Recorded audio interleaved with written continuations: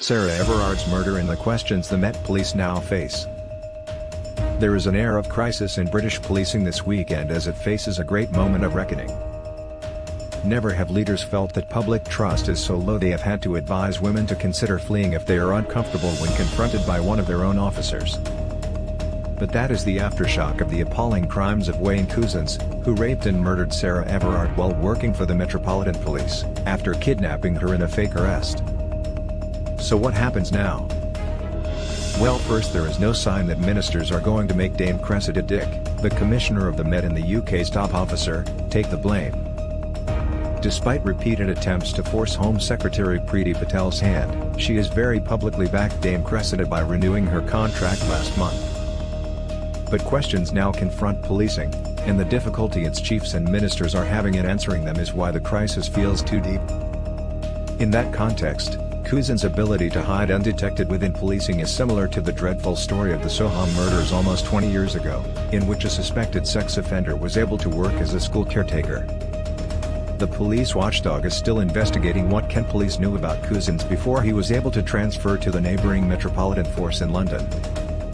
An investigation continues into how far an officer had got in establishing that Couzens was the suspect. This question of how officers are vetted is now a very live issue, not just because of missed opportunities from previous allegations, but also whether the system is set up to screen out candidates who may have a propensity to violence. But the focal point is quickly moving beyond whether vetting systems are technically good enough to root out dodgy candidates, to whether there is a permissive sexist culture that allows them to remain in the police. When I was a trainee reporter in Humberside more than 20 years ago and our newsroom got a tip of some kind of violence in the town, I'd call the police control room.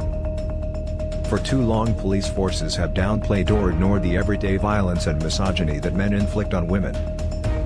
Just last month, Her Majesty's Inspectorate of Constabulary said there was an epidemic of violence against women and girls that deserved the same resources and focus as terrorism. Sue Fish, the former Chief Constable of Nottinghamshire, says there is a significant minority in uniform who are actively deviant, misogynistic officers who are abusing power, some of whom are in turn involved in domestic and sexual abuse.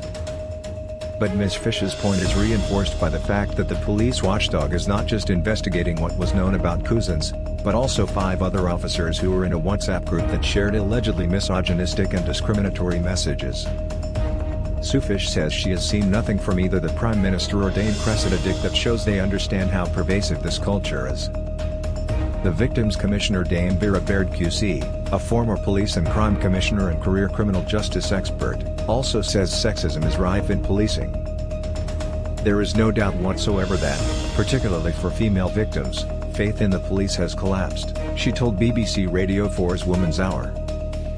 We did a survey a year ago which showed that only 5% of rape complainants thought they could get justice by going to the police. There is no critical mass of female officers to change the culture. The culture remains male-dominated. The BBC understands recruitment data shows the number of women applying this year to join the police has been rising, and so chiefs know that their response to Sarah Everard's murder will be critical to maintaining that progress. Maggie Blythe, Hampshire's Deputy Chief Constable, is about to become the first senior officer to coordinate a national strategy on violence against women and girls. She's told the BBC that there is work to be done to regain the trust that has been lost, but this is also an opportunity that has to be seized.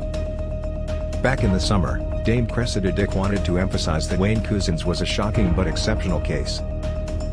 But as he begins a whole life sentence, the dreadful crime has become British policing's third major crisis of trust in just over 3 decades.